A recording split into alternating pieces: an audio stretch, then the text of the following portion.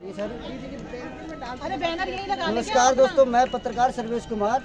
मैं इस समय खड़ा हूँ सेक्टर 10 फरीदाबाद में, न्यू होप वृद्धा आश्रम में।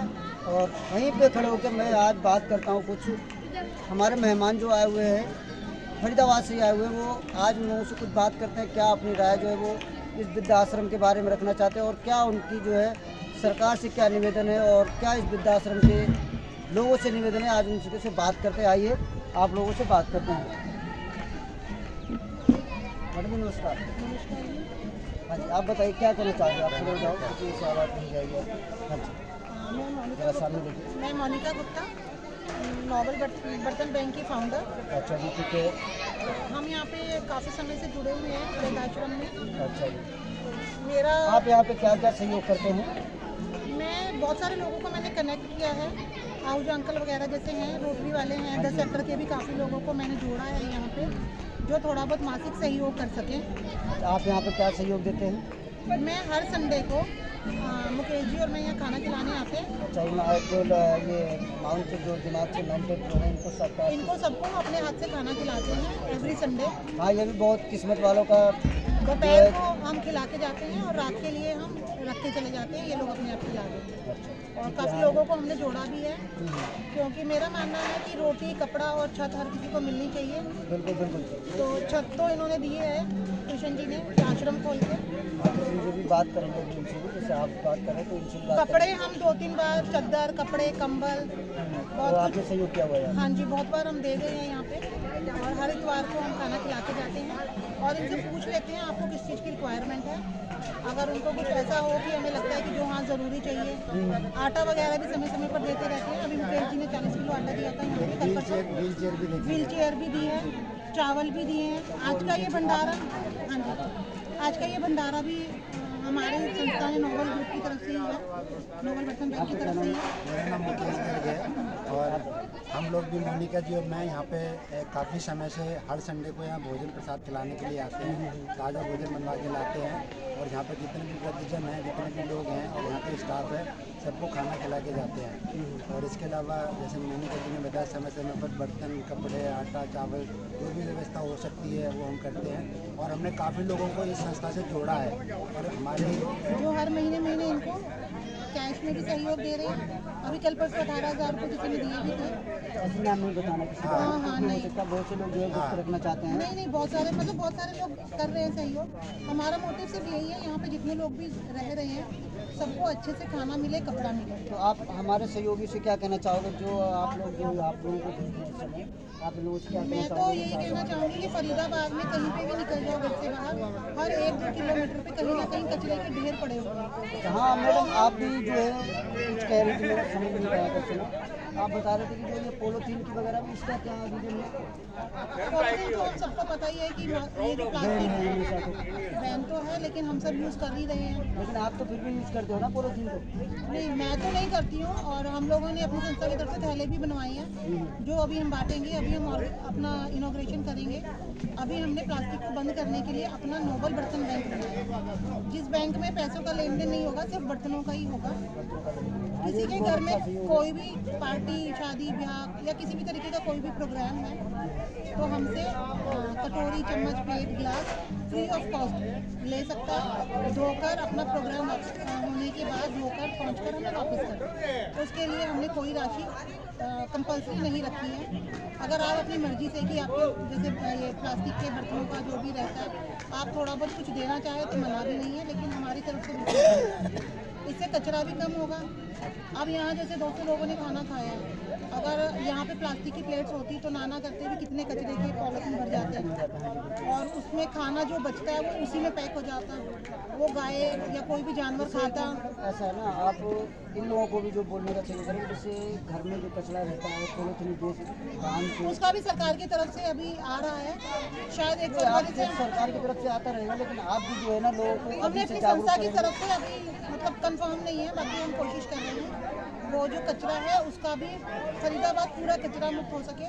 उसका प्रोजेक्ट हमने अभी दिया है MCF के कमिश्नर को। अगर वो पास होता है तो हम उसके ऊपर भी काम करेंगे अपने नोबल ग्रुप की तरफ से। वो पहले से ही बैन थी। पॉलिथीन तो बैन है, लेकिन फिर भी अब सब्जी वाले से आप सब्जी लेने जाते हैं, वो बेचारा क्या करेगा? जब आप थैला ही नहीं ले जाओगे। वही तो बात है ना कि आप लोग अगर जो है थैला लेके नहीं जाओगे तो उसकी मजबूरी है उसके आगे मुझे लगता है गवर्नमेंट को बैन करने से ज़्यादा हमें अपने आप को शपथ लेनी चाहिए कि हम सिंगल यूज प्लास्टिक नहीं यूज़ करेंगे, इस्तेमाल नहीं करेंगे। बोतलों में पानी जूस हम नहीं पिएंगे, पॉलीथीन का इस्तेमाल हम खुद नहीं करेंगे। आप भी नहीं करना करो और लोगों को भी मैसेज दो कि आप लोग पॉलीथीन यूज ना करें, ताकि जितने भी हमारे गाय गोरू जो हम जिनके लिए हम दर दर भटक के कोई भी चीज़ खिलाने के लिए जाते हैं, वहाँ पे देखते हैं कि उनके आगे जो है पॉलीथीन में लोग कचरा बांध के फेंकते हैं, तो वो ही पॉलीथीन समेत खा लेते हैं, उनको भी बीमारियाँ होती हैं। उनको बीमारियाँ वजह से होती हैं। तो कचरा ख़त्म करने का ही मेरा एक प्रोजेक्ट चल रहा है। अगर हो जाता है, मेरा पास हो जाता है, तो फिर आपको बुलाएंगे। आप क्या कहना चाहोगे मैडम इसमें? मैं भारतीय जनता आप सभी को गणतंत्र दिवस की हार्दिक शुभकामनाएं। मैं तो बस यही कहना चाहती हूँ, जैसे ये वृद्धाश्रम अनाथ आश्रम है, यहाँ सभी को सेवा करना चाहिए। जन्मदिन है, अपना एनिवर्सरी है, तो इन सब लोगों के साथ बनाओ दुआ लगी हुई। मैं तो बस यही कहना चाहती हूँ।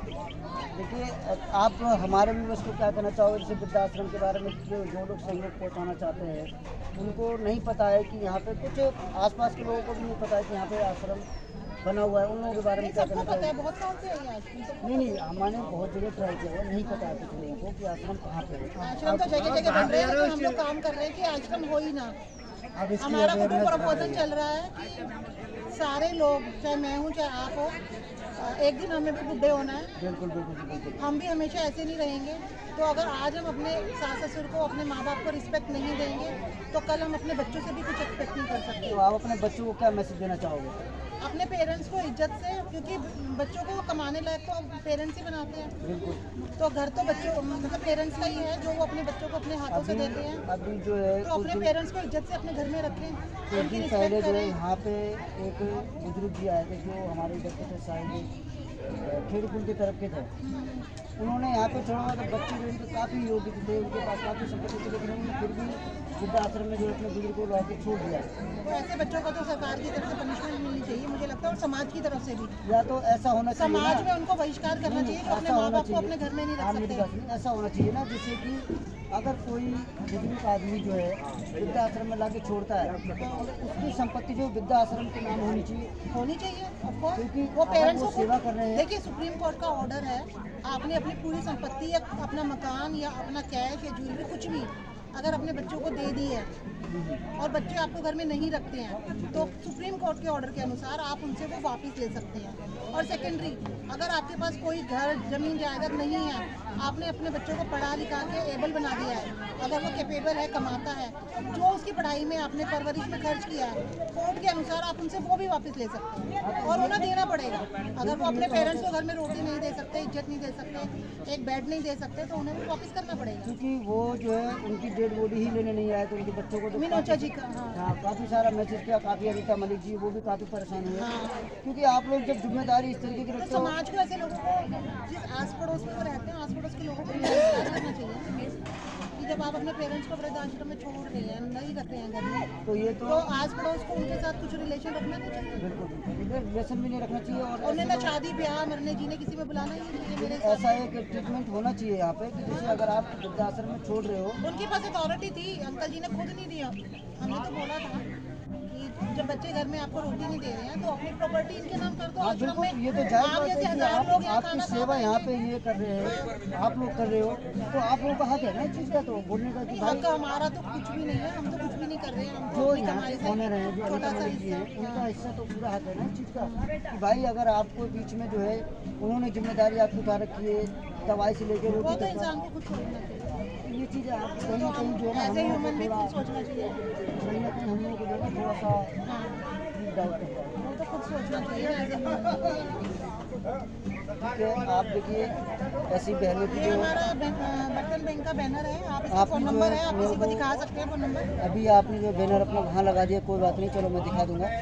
आइए एक बार आपका बैनर भी दिखा देते हैं, क्योंकि देखिए नेशनल बर्तन बैंक जो है वो उन्होंने इसलिए खोला हुआ है कि यहाँ पे जो है पॉलीथीन का यूज या फाइबर पर जो प्लेटें हैं उनका यूज ना हो, इसलिए जो है उन्होंने यहाँ पे जो है ये सहयोग खोला हुआ है। आप लोग दिखा सकते हैं, एक बार भैया जरा थोड़ा सा झूठ करके दिखाओ उसको कि जो ये नई सोच का जो नियम चालू किया है, इन्होंने बहुत अच्छे तरीके से चालू किया। इसी सहयोग से मैं आप लोगों से कहूँगा कि आप लोग जितना भी हो सकता है ना, इस इनके नियम को जो है फॉलो करें और इनका सहयोग लें। अगर आप लोग सहयोग दे सकते हैं तो आप लोग इनको सहयोग भी दे सकते हैं, क्योंकि इनका जो है मैं आपको प्रॉपर तरीके से जो है मैं आपको इनका बैनर दिखा देता हूँ, क्योंकि इसमें जो है कोई अगर इनका सहयोग भी करना चाहता है, इनका अकाउंट को भी फॉलो करना चाहता है, तो इसमें फ़ोन नंबर भी दिया हुआ है, आप इनका जो है सहयोग कर सकते हैं, ताकि इनको जो है ऐसे वृद्धाश्रम में जो है सहयोग करने में कठिनाई ना हो। तो मैं यही कहूँगा कि आप लोग जितना हो सकता है उतना वृद्धाश्रम में जो है सेक्टर 10 जी ब्लॉक जो है J108 34 के साथ सामने आसपास में नियर बाई है, पुष्प वाटिका के नियर बाई में पड़ता है ये वृद्धाश्रम। आप यहाँ पे आके जो है सहयोग कर सकते हैं। और जो भी आप लोगों के सामने ये बैनर को देख के आप लोग समझ जाएंगे कि किस लिए ये बैनर लगा हुआ है। ये बैनर लगा हुआ है कि पॉलीथीन बैन होनी चाहिए आश्रमों के अंदर, ताकि कोई भी जो है, और सबसे बड़ी समस्या ये आती है कि अगर आप पॉलीथीन बैन करना चाहते हैं तो ये सरकार को पहले इस चीज़ के लिए बैन करना चाहिए कि भाई पॉलीथीन बैन हो, और जो दूसरा थैला जो है वो इन लोगों ने बनाया हुआ है उसका जो है नियम चालू करें, ताकि हर सब्जी वाला हो या कोई भी छोटा मोटा दुकानदार है उनके पास अगर यदि जाते हैं तो अपना थैला लेके जाइए तो पॉलीथीन अपने आप बैन हो जाएगी। सबसे पहले शुरुआत है ना, हमें अपने आप से ही करनी चाहिए। हाँ जी, तभी हम समाज में उसका एग्जाम्पल दे सकते हैं। अगर हम खुद थैला लेके नहीं जाएंगे, दूसरे से कहेंगे, वो कहाँ से करेगा? सबसे पहले हमें पहले हमें अपने आप ही कोशिश करनी है, तभी हम समाज से कह सकते हैं। हाँ बिल्कुल बिल्कुल, क्योंकि पहले भी हम लोग जाते थे थैला लेके जाते थे घर से, पॉलीथीन लेते नहीं थे किसी से। अब आजकल का नियम बन गया कि बगैर पॉलीथीन के सामान नहीं लेते। बिल्कुल, अगर कोई सब्जी वाला नहीं भी देता ना तो उसे कहते भैया पॉलीथीन में डाल के दे। सबको इतनी गंदी आदत पड़ चुकी है ना पॉलीथीन की। सबसे पहले ना हमें समाज को सुधारने से पहले अपने आप को ही सुधारना पड़ेगा, तभी समाज सुधरेगा। तो आप लोगों को जो है वीडियो अच्छा लगा हो तो एक लाइक शेयर जरूर करना और प्यारा सा कमेंट जरूर करना। जय हिंद, जय भारत।